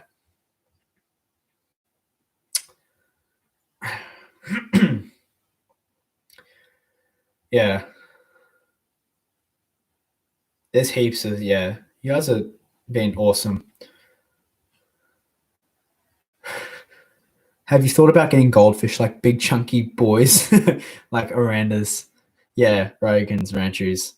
Um, so nah, I've never kept goldfish. I think I'm a tropical dude normally. At some point, like if you set up like anything, I think you need to like take into account. If I set up something, I need to take into account all the people that keep goldfish. Like if I set up like a store or something like that properly. But like I think yeah, for me, I'm not like a big goldfish dude. Some of them look cool. I find that they're like similar to the guppies because they're an ornament. Like all the fish we keep are ornamental, but like yeah, some of them have huge problems. Like, and I don't want to like promote that. I don't really have a problem with it. It's just like it's weird to explain. I don't want to like I'm not into it. Like I like it when it's natural. Like, yeah. So ranchers and stuff like that. I've gone through so much water. Yeah, ranchers and stuff like that. I don't have a problem with. I like some they look cool, but like for me, I'm more interested in the wild kinds of like natural, seeing a fish what it does in the wild, but like in my house. So yeah, and like that's the breeding side of things. Like no one like it's so cool to see a fish breed. Yeah, goldfish are the most mistreated fish in freshwater because like if you think about like if you buy like a fish, if you think about a beginner, normally that's why I try and say guppies, but like the comments are like the Siamese fighting fish and goldfish. Like everyone gets a goldfish. Like the whole I'm at the fair story. Oh, all right. See you, Alyssa. Thanks. This is like a really old fan. Fan viewer. I wouldn't say that. But yeah. So what was this? I can't remember what I was talking about. What I was saying was the goldfish. So like the fair, like it's like the classic story. I picked up my first fish at the fair. So like yeah, they're super mistreated. Like they get thrown around this. It's because they're so inbred that you can like kind of breed them without their own will. So like you can just like the people like milk them and then like get the eggs out. It's like kind of like rude, but like yeah, no, not rude. It's just like cruel. But like that's how we get so many of them and they become so cheap. So yeah, there's like the whole myth, like the only grow as big as the tank stuff, and yeah, you're so right. So that's one of my things. But yeah, goldfish are for toddlers who want a fish for 5 seconds. Yeah, literally. Like that's the thing. So yeah. What about discus? Yep. At some point I'm gonna do discus for sure because I want to have like that's like for me, if there was one fish to breed, like the conquer, like to be like up there with like I want to be like a really good fish breeder and like the best I can be because I'm just like obsessive with everything I do. So it's like if I could like I feel like to qualify as like really good breeder, you need to like have bred discus like or kept them like safely. So that's going to be a real hurdle in like my like progress, I think, because like that's a big step up. But I should be able to do it at some point. And they're big too, like they're huge fish sometimes. So like you need a heap of space and yeah. Okay, yeah. So here's a good question. What's my thoughts on pet stores forcing people like get big box stores, forcing people to use many chemicals to adjust tanks? So normally, actually, I don't want to like dog out like this big pet stores because like I won't lie. I'm like it's like sometimes you can't drive to like in the middle like to go really far to go to a local fish store. So sometimes it's just easier to pick up like food from like a pet store. So I don't have a problem with them. The whole business model with business, you have to sell stuff to make money, and even local fish stores can do this too. So sometimes when you go to a store, they're going to try and sell you something, and often, sometimes it can be real helpful, but sometimes it can also be detrimental. It can be they can sell you something because they want to make the money, and it's not going to be the best thing for the fish. So some products that I think would be like that, like ammo lock. Like I don't see that to be a good product. Even like the starting cultures of bacteria in a fish tank, I don't find to be crazy useful. Or I haven't had any need for them. The pH lowering stuff, all that kind of stuff. So people come in, they'll say, "Hey, I've got dead fish," and then a pet store employee is often told, probably like I've never been a pet store employee, but like they're probably told, it's ammonia. So like they're gonna sell that to the uninformed customer, and then they're gonna like use it, spend like $40 on a med, and then still kill a fish or like overdose or something like that. So that's my opinion on it. Like it depends how you want to make your money. Like I'd rather make my money and feel good about it than like have felt like someone didn't get what they needed. So that's like the thing with the videos is like, that's why I try and like always stay away from adding chemicals and things like that. Sometimes I recommend adding chemicals, like medicines and stuff like that are really useful. But like normally I made a video like, and it sort of shocked a lot of people, but it was the green water video. I taught how to like, well, I was struggling with green water for a bit. And I said that like the fix was to add plants because the plants balance it out and they create like they use up the nutrients that the algae uses and all that kind of stuff.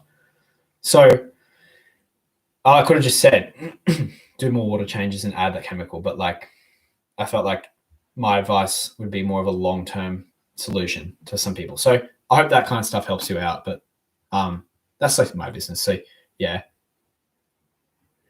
But like again, too, customers should inform themselves before they ask to be informed by like someone who's uninformed. Like if you go to a pet store and you want them to give you the answer, and like you can tell that it's like a 16-year-old kid who gets paid like $10 an hour and he's just being put in the aquarium section, like maybe you shouldn't get your advice from him, especially if it doesn't seem like they know. So that's my opinion.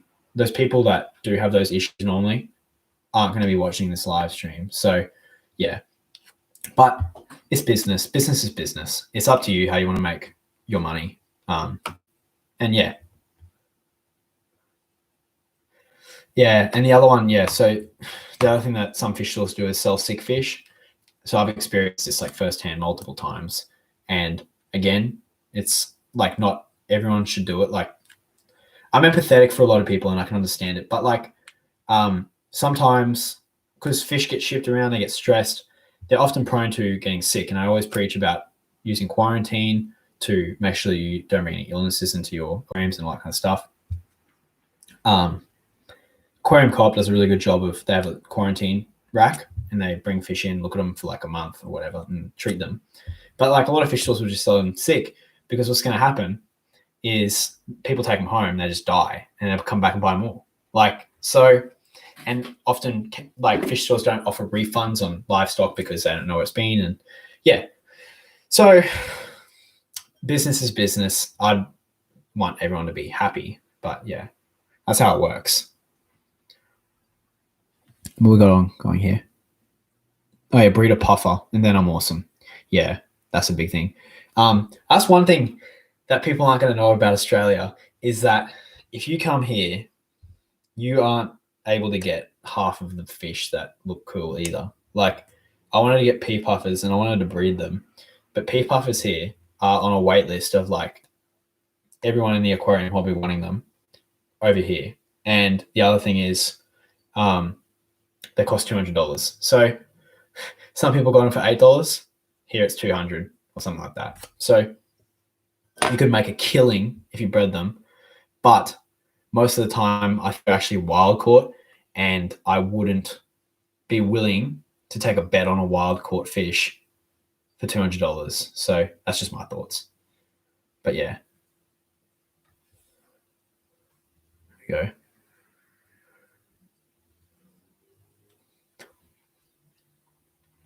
Wow. Have I ever used tropical nutrients? I don't even know what that is. I've only just started to dose fertilizers and not to grow the plants, but I've used like fertilizers in the past. Don't get me wrong. Like I think my approach to fish keeping's changed a lot in the past 2 years. But like when I first kept fish, I added like a ton. Oh, here we go. Yeah. So anyways, I added a ton of like fertilizers to an aquarium. It definitely helps, like no doubt. Fertilizers like grow stuff way quicker. But I don't have plants to grow quick. I don't need to grow them quick, and I use them to like to help cycle out an aquarium, keep the fish healthy, and make it like look good. So yeah, so I started dosing the big aquariums that I've got, like the 4 foots and stuff like that, because I wanted them to, like there was algae and there was too low of CO2, And like too low CO2, no flow, and I just added activated carbon, killed the algae. So that's what I did. But yeah, so now we're talking about pea puffers. Yeah, so pea puffers are $9 at the local fish store in the US. So that's probably like, I don't know what the conversion rate is, like over $15 Australian.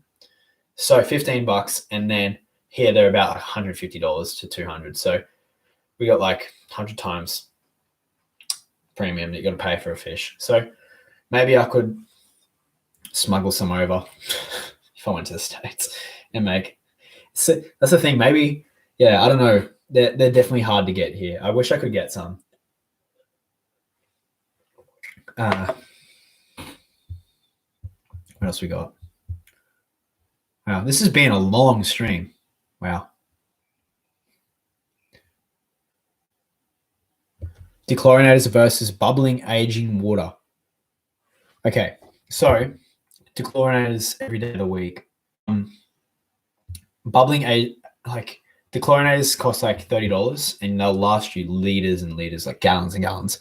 So for me, you're taking a risk. Like, I don't critique people who do this. Like, keep fish the way you keep fish. But my advice is you're taking a risk with having like not all the like chlorine coming out of the water if you bubble it, as opposed to 100% success rate of just adding a chemical that costs $30 for ages. So anyways, so that's like my advice is like, I'd rather pay the $30 and not worry about it. It's like insurance. Like, so that's my advice. Those like Dustin's fish tanks, who is actually another guy I watched.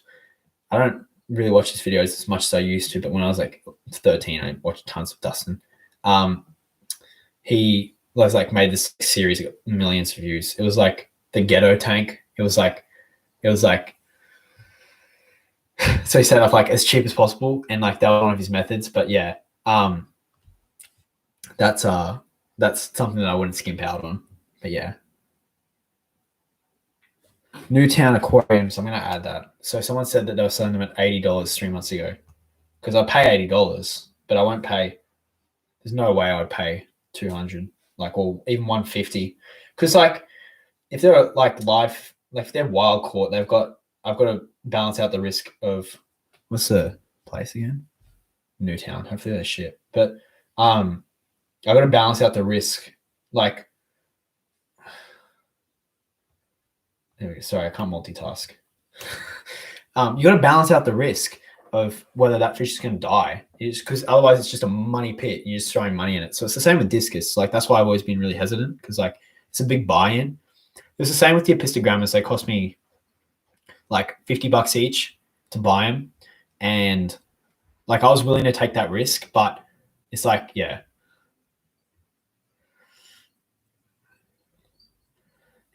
So yeah, it's hard. Thanks everyone for watching this stream, by the way. It's really meant a lot. Like, I've really enjoyed it. So yeah. I have pest snails, not a lot right now, but I'm trying to get rid of them all. As of now, I have a plastic bottle inside of the tank with lettuce inside for tonight. I'm thinking to unroot all the plants. It depends what you want. Like, I don't have a problem with snails, but like if you want to get rid of them all, you're probably gonna have to like redo the whole tank. Because they're gonna be in the plants, yeah. Like, so yeah, it'd be hard, but yeah. Yeah.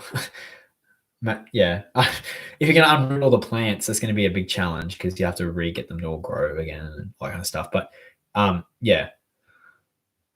Can you try and catch some wild fish like guppies, plecos, platies? I saw videos with like 600K plus. Yeah. So that brings me back to what I was talking about before. Oh, thanks for the dono. What I was talking about before was like that I wouldn't make content that I didn't like to like make myself. I think as well I could like get in trouble with the law. Like, biosecurity is not a joke in Australia. Like, I was like, I had a thought in my head before when I said like smuggle. I was like, damn it, I said smuggle. Like, I'm gonna get like the FBI's coming in my house now. But it's like serious. So like, I'd be more worried about having a problem with like taking stuff from the wild, like natives and stuff like that. Like I can understand it, but like I wouldn't do that unless I joined like a club and we all did it together, because that makes more sense legally.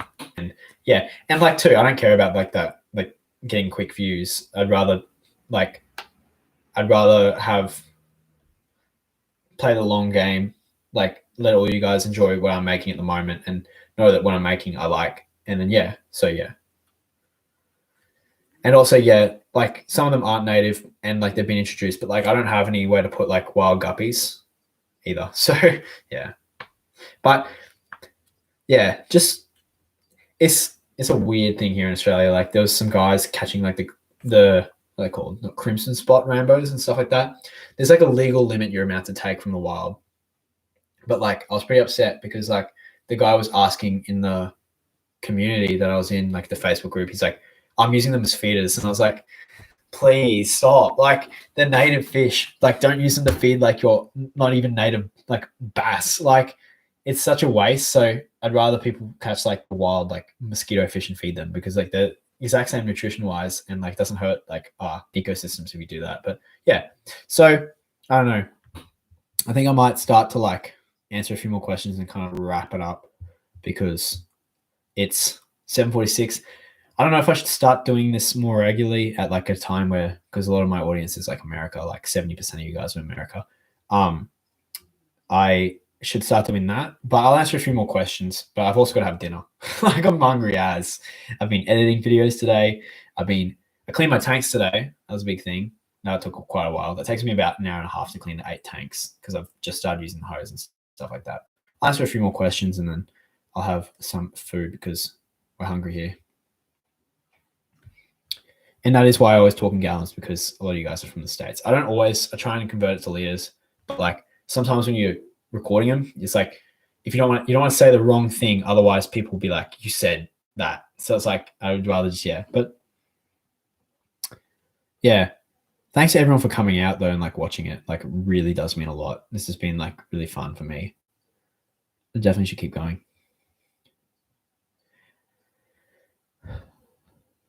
Yeah. What is my thoughts on KH buffer?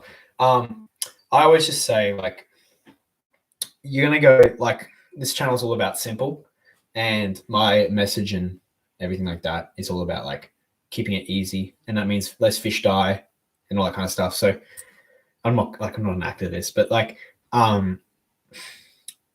if it works for you, use it. But I'd rather you add like RO water to your tank than add like a chemical, because it's more natural and it's less likely to kill the fish, and it's going to save you money and stuff like that. So rainwater, RO water, that's what I'd do. But has it been hard to start selling and shipping your own fish, and has it been profitable for you so far? Who's the programming out? I don't deciding how to. I want to sell them. So yeah, okay. So the thing with shipping fish is you take a risk, obviously, every time you ship them. For me, I think like if you want to sell, if shipping's not the problem, the hardest thing was setting up the website. That was tricky. Yeah, so that's been like a challenge. But like I've gotten so much support. Everyone's been really awesome. Like I've got this week I sold like 5 little boxes or something like that. And yeah, so I've got like them all ready to go. So tomorrow morning, if you've got like fish coming, I've got like them all here packed up, got the heat packs ready to go. So it's been more fun for me, and it's not like fish aren't about money. Like this is my like passion. So it's like for me, like to get those endless out, it's just sick. I'm just like so happy that I could do that. Yeah, I don't know. I've had heaps of fun with it. But if my advice would be, first sell to your local fish store and help out your local area before you start going like outwards, because you want to get it right. You want to like learn how to like make sure that the fish aren't sick and all that kind of stuff. Because yeah, it's just how it is. But yeah, what else we got going on? You guys have been like, awesome. It's been super fun doing this. Can you mix Neocaridina shrimp with Betta? Yeah, if you don't care about the Neocaridina's, you can. So if you, yes. Okay, so shrimp, like any kind of shrimp, you can get away with like a Manos because they're a bit bigger. But if you mix shrimp with Betta, the thing you risk, the Betta's just going to attack them and eat them. They love them. They're like a little like crunchy little snack. They're live food. So they're going to kill them. But if you have enough hiding places for them to hide, like really dense, packed in things that the Bettas can't get into, like rocks and all that kind of stuff, there will be survivors. So it's going to be like a little bit of like a food cycle in a way. Eventually, I think that you would lose more shrimp and you would eventually lose all the shrimp. But you might not if you have enough hiding spaces. If you don't want to kill shrimp, don't do it. But yeah. And also, yeah, Mike here has added a really important thing to mention, and that's also every bed is different. Like I've noticed with fish, Diesel's actually like my epistogramma. They're known to be real like aggressive and like mean, and like he's been like one of the kindest fishes. He's vicious, but like he's so nice to the lady in the aquarium, the girl, the female episto, and we haven't named her yet. I don't know what I want to name her or if we should name her, but he's got really good nature, and like maybe it's because I got him when he was really young, but like so I've had real mean fish, like I've had bad cribs that like attack angelfish and destroy him and like stuff like that. So yeah, depends. Every fish is different.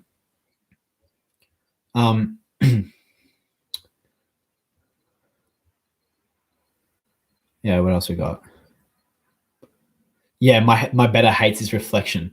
Yeah, so it's the same with I like sometimes just like for a bit of fun, if I want to take a photo of Diesel, or like if like I just want to show him off to like people who come over and see the fish, I put like a mirror up to him and he goes nuts, like because he's like there's another male, he wants to flare up, he goes like crazy. So yeah. What's an easy shrimp to keep? I'm colorblind, me too, and it's hard for me to see red shrimp in green plants. So that's a tricky one because the thing is, red cherry shrimp are the cheapest because they're the most common, super easy to breed, all that kind of stuff.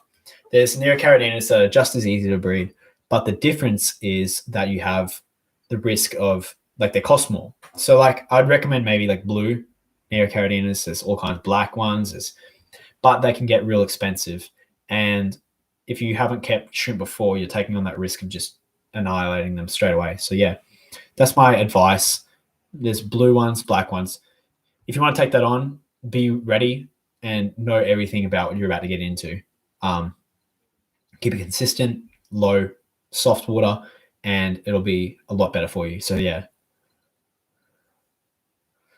Set up a saltwater tank. Nah, not yet. Do I have KFS stickers yet? No. So I think that's going to be something like, let me know down below, like start commenting it. Because if you guys want to see in the fish orders, I don't want to just send out fish. I want to like, I know that over in the US, there's people someone was talking about it before, the Swedish fish lollies, like lolly candies. That sounds so weird if you're an Aussie. They send them out with a fish order and people love it. People like, I'd love that. So like maybe some stickers because they don't cost too much, and I can make some really cool like little sponsored by KFS stickers or something like that. Like this tank is kept simple. I don't know what you guys want, but something cool like that, or like I don't know, because I don't want to just like I want to be like cool, like I don't know, cool. Like that's not the right way to say it, but like yeah. So I'll get some stickers at some point, and you guys can. I'll probably do like just a giveaway. Like I'm not big on giveaways because they like get a bit messy and like no one really like gets around them. But like maybe next stream, what I'll do is I'll just like first 5 people to comment on it or something like that. I could just give them stickers. Could be cool. HC Aqua's in. Thank you so much for letting me use some of your guppy footage for one of my videos. That really came in useful. So I don't have common guppies, and I made a guppy video because I wanted to, because I hadn't made a guppy video in a while, and that was like I just wanted to.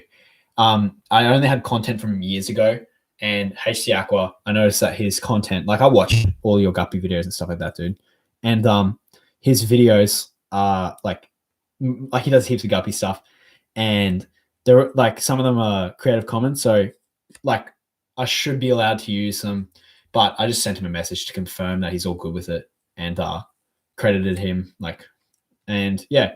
So thank you so much for that, dude. That was super helpful. What else we got? What is the easiest snail? All of them. What fish am I breeding right now? At the moment, neon tetras, angelfish. Got a lot of angels. They're going to be hitting the store soon. Maybe I'll do like a special or something on them so that you guys can get your hands on them because they were really fun to breed. The angels and pistos, rainbows. What else? That was it. Oh, and endlers, but they'd breed themselves. So yeah. I think Flip Aquatic sends a Swedish fish. Yes. I really like that. It's so cool. Oh man, we got so much stuff to catch up.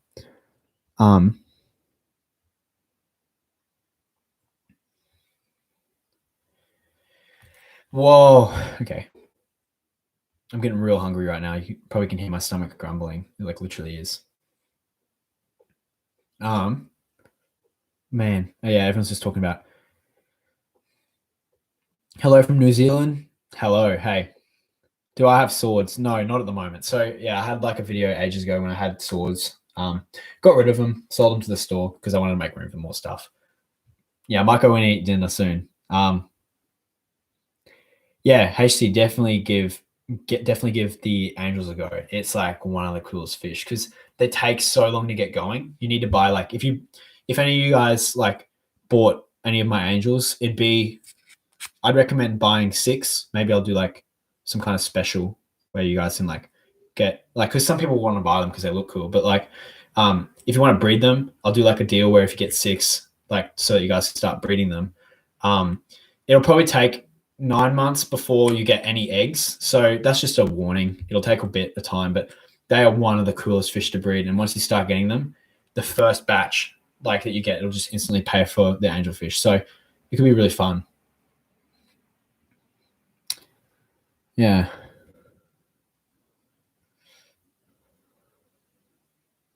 Whoa. Can I solve a Rubik's Cube? No, I'm not. I'm not good at that stuff. I'm good at, what am I good at besides keeping fish simple? I'm good at golf. I play golf. That could be something weird that you guys don't know about me. I play golf. When I was 15, like used to play it like a lot, but now I play it like hardly ever. But yeah, that's something weird, a bit kooky. Wow. Yeah, 6 you're almost guaranteed. So back onto the angelfish. So I'm fiddling with tons of stuff. I'm having super like heaps of fun doing this. With angelfish, 6 is like the number to go for because it's like the perfect amount for like a 55-gallon aquarium. But I think we've got dinner ready. But it's like the perfect amount for a 55-gallon aquarium. You can push it like with 8, but like once you grow them all up and you get a pair, you're gonna have like enough space to keep all the other ones. So that's my recommendation. You can go with 8 and then you're like 100% going to get a pair. Like there's no way you wouldn't get a pair. That's like so unlikely, but 6, like it's like 99% of chance like you're going to get like a pair. So yeah, that's like my thing. Like I said, but like if you've been here since the start, which thank you so much. If you have like really, it means a lot to me. Like I said, I think I've got all male Corys or all male female or female Corys, so it can happen. But I bought 4, so yeah. Okay. I might hop off now. We've got 2 hours now. We're about to clock over 2 hours. So thank you so much everyone for watching. I'm definitely going to continue to do these streams in the future. You guys have been awesome. I'm on 720p. I'm going to buy a better camera than this for sure and make some better stuff. Basically, just going to quickly let you guys know what videos are coming. So if you guys want to know, like, and just get prepared. So I think on Tuesday, what have I got? Okay, so on Tuesday comes the breeding neon tetras video, but with a different method, and the method didn't really work well for me. So that's on Tuesday. And then I've got another video on filtration coming out at some point during the week. So there'll be 2 episodes this week, and then on Saturday there'll be another one. So heaps of stuff that you guys can watch and learn this week, and then on Sunday, I'm probably going to do another live stream. So if you guys want another live stream, spam like the comments on the videos because I'll definitely do it. But thank you so much, guys. You've been real awesome. I've had so much fun streaming today. I can't believe I did 2 hours. I'm going to have a real sore voice box tomorrow. So, all right. See you guys later.